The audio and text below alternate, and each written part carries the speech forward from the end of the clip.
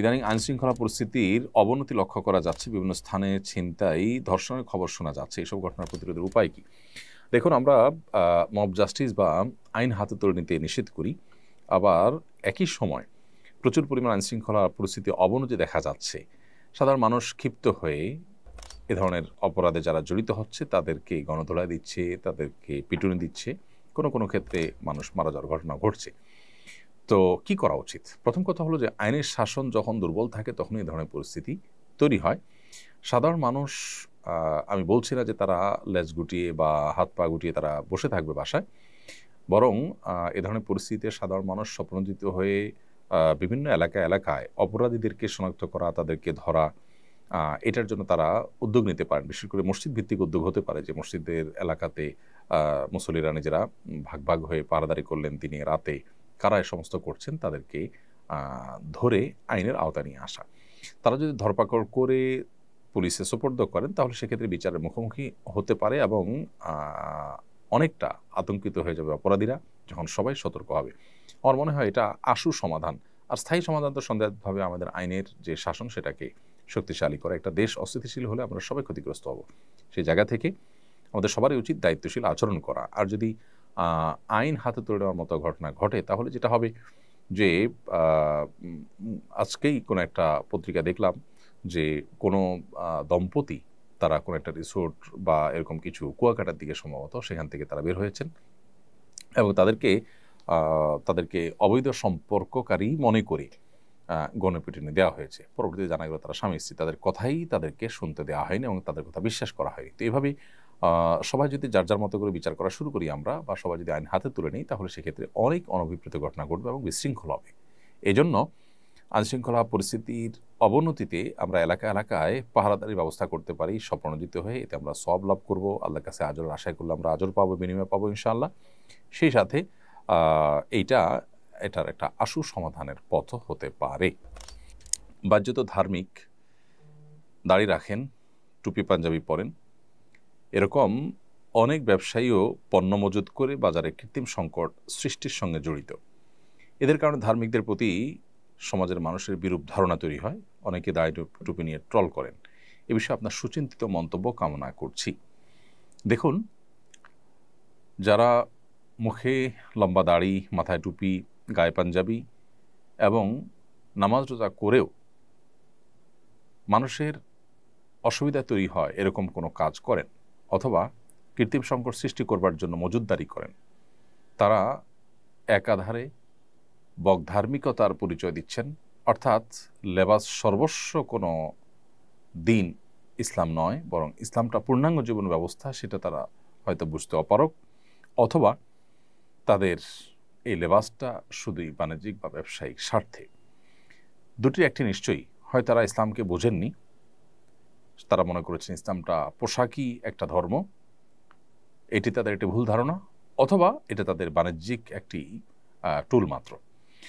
একজন মুসলিম তিনি প্রকৃত অর্থে ধার্মিক তখনই হবেন যখন তিনি আল্লাহর হকের পাশাপাশি বান্দার হকের উপরে সচেতন হবেন। নবী সাল্লাল্লাহু আলাইহি ওয়াসাল্লাম যেখানে পরিষ্কারভাবে বলেছেন, আল মুহতাকিরু খাতি লা ইয়াহতাকিরু ইল্লা খাতি, অপরাধী ছাড়া কেউ কৃত্রিম সংকট সৃষ্টি করবার জন্য মজুতদারি করতে পারে না। মজুতদারি করাকে যেখানে নবী সাল্লাল্লাহু আলাইহি ওয়াসাল্লাম নিরুৎসাহিত করেছেন, সেখানে দাড়ি টুপি নিয়ে মজুতদারি করাটা এটা হলো একরকম ইসলামের সাথে তামাশার শামিল। দ্বিতীয়ত, আমরা আমাদের যে সমস্ত ভাই ব্রাদাররা যারা বাহ্যিকভাবে ইসলাম চর্চা করেন কিন্তু বেচাকেনা করতে গিয়ে, ব্যবসা বাণিজ্য করতে গিয়ে, অন্যান্য কাজকাম করতে গিয়ে তারা আল্লাহর বিধিবিধানকে মেনে চলছেন না, মানুষের কষ্টের কারণ হচ্ছেন, মানুষের অধিকার নষ্ট করছেন, তারা ইসলামটাকে ভালো করে যেন বোঝেন, ইসলামটাকে ভালো করে যেন শেখেন এবং জানার চেষ্টা করেন, সেই জন্য আমি তাদেরকে বিনয়ের সাথে অনুরোধ করছি। এই সমস্ত মানুষদেরকে যারা ধার্মিক মনে করেন, অনেক আলেম ওলামা আছেন তাদেরকে মসজিদ মাদ্রাসার সাথে অ্যাকোমোডেট করেন, তাদেরকে আমরা বলবো যে দিনের প্রকৃত রূপটা তাদের সামনে তুলে ধরার চেষ্টা করবেন। একজন মানুষ তিনি যখন বেচাকেনা করবেন, মানে ক্রেতা হবেন কিংবা বিক্রেতা হবেন, তখনও তাকে অন্যের অধিকার এবং সুবিধার দিকটা খেয়াল রাখতে হবে। আপনার আগের কম দামে কেনা জিনিসপত্র আপনি সরিয়ে রাখছেন, রমজানের দাম বাড়বে তখন আপনি সরিয়ে সেটা বিক্রি করবেন, পরিষ্কার এটি নাজায়েজ। বাজারের স্থিতিশীলতা রক্ষা করার জন্য শরিয়ার নির্দেশ, সরকারি নির্দেশ শুধু নয়, শরিয়ার নির্দেশ হলো আপনি বাজারে স্বাভাবিক আচরণ করবেন, অস্বাভাবিক আচরণ নয়, যা আছে সেটা বিক্রি করবেন, দাম যখন বাড়বে তখন আপনি বেশি দামে পণ্য কিনে সেটা আপনি বিক্রি করবেন সে দামেই। যদি আপনি এভাবে ব্যবসা করতে পারেন, অর্থাৎ বেশি দামে দাম বেড়ে গেলে তখন বেশি দামে কিনে বেশি দামে বিক্রি করবেন, সে দামের আনুপাতিক হারে আপনি বিক্রি করবেন, তাতে যদি ব্যবসা আপনার কম হবে।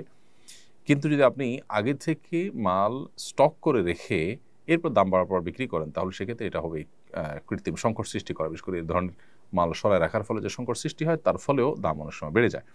তো এর জন্য যত মানুষের কষ্ট হবে এবং অতিরিক্ত মুনাফা অর্জন করা হবে এখানে, সেটা অবশ্যই নাজায়েজ এবং গুনাহ হবে। নবী সাল্লাল্লাহু আলাইহি ওয়াসাল্লাম বলেছেন, সবচেয়ে উত্তম মানুষ হলো তারা যারা ক্রয়ের সময় এবং বিক্রয়ের সময় উভয় সময় মানুষের প্রতি সহমর্মিতা, আন্তরিকতা, অন্যের অধিকার এগুলোর উপর সচেতন থাকে। সামহান ইদা রাহিমাল্লাহু ইমরাআন সামহান ইদা ইশতারা।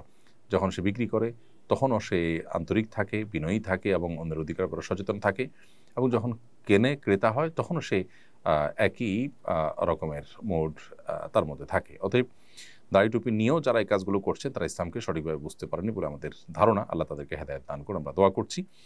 তবে এর কারণে দাড়ি টুপি নিয়ে ট্রল করার কোনো কারণ নেই, কারণ বড় টাকার নোট সাধারণত জাল হয়, ছোট টাকার নোট জাল হয় না। তো এর মানে এই না যে বড় টাকার দোষ আছে। দাড়ি টুপি লাগালে মানুষ ভালো মনে করবে, কারণ দাড়ি টুপিওয়ালা মানুষ সাধারণত ভালো হয়ে থাকে। অতএব লেবাস যদি কেউ ধারণ করে এটা তার ত্রুটি, লেবাসের ত্রুটি না বিধায় লেবাস নিয়ে ট্রল করাটা অবশ্যই অনুচিত।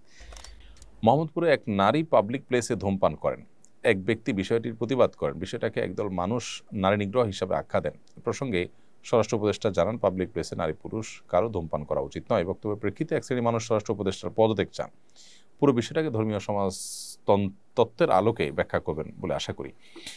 দেখুন, নারীবাদ নিয়ে অতিরিক্ত আপনার যদি কচলানো হয়, তাহলে সেক্ষেত্রে মানে একটা ভালো জিনিসও কিন্তু খারাপে পরিণত হবে, যেটা আমাদের সমাজে বিভিন্ন ইস্যুতে আমরা দেখি যে হচ্ছে।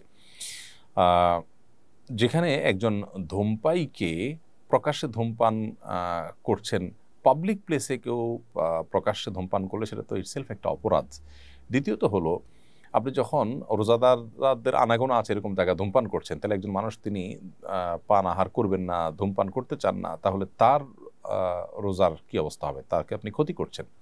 তো এই জায়গা থেকে এটা তো অন্যায় সন্দেহাতীতভাবে। মুসলিম প্রধান দেশে বা যে দেশে মানুষ এভাবে দিনের বেলায় কেউ কারোর সামনে পানাহার করে না, সেই কালচারটা এখানে প্রতিষ্ঠিত আছে, সেখানে আপনি এতটুকু শ্রদ্ধা যদি এখানকার ধার্মিক, এখানকার রোজাদারদের প্রতি না রাখেন, তাহলে সেক্ষেত্রে আপনি তো সমাজের মানুষের যে কালচার বা তাদের কৃষ্টি, তাদের যে ধর্ম, এটার প্রতি শ্রদ্ধাই প্রদর্শন করছেন না। তো এই ধরনের অশ্রদ্ধা প্রদর্শনকারী মানুষ যারা আছে, তারা সমাজকে নানা সময় ছোটোখাটো ইস্যুকে অনেক বড় করে তারা অস্থিতিশীলতার দিকে নিয়ে যায়। স্বরাষ্ট্র উপদেষ্টা খুব সঠিকই বলেছেন, এবং এক্ষেত্রে স্বরাষ্ট্র উপদেষ্টাকে আমাদের সমর্থন করা কর্তব্য। এবং যারা সীমা লঙ্ঘন করছেন, সমাজের খুবই সীমিত সংখ্যক মানুষ, তারা আমি আশা করব যাদের বোধোদয় হবে যে তারা কেউ যদি রোজা না রাখেন, সেটা একান্ত তার ব্যাপার, তিনি আল্লাহর সাথে বুঝবেন, কিন্তু প্রকাশ্যে অন্য রোজাদারদের সামনে অন্তত তিনি এই কাজটি করতে পারেন না। এটা তাদের যে রোজা, সেটার প্রতি অশ্রদ্ধার শামিল, এবং রোজা রেখে তিনি পানাহার বর্জন করা তার জন্য ফরজ কর্তব্য করেছেন। আপনি তার সেই কর্তব্যে বাধা দিচ্ছেন, কোন অবস্থাতে এটা গ্রহণযোগ্য হতে পারে না। আস-সুন্নাহ ফাউন্ডেশন, উম্মার স্বার্থে সুন্নাহর সাথে।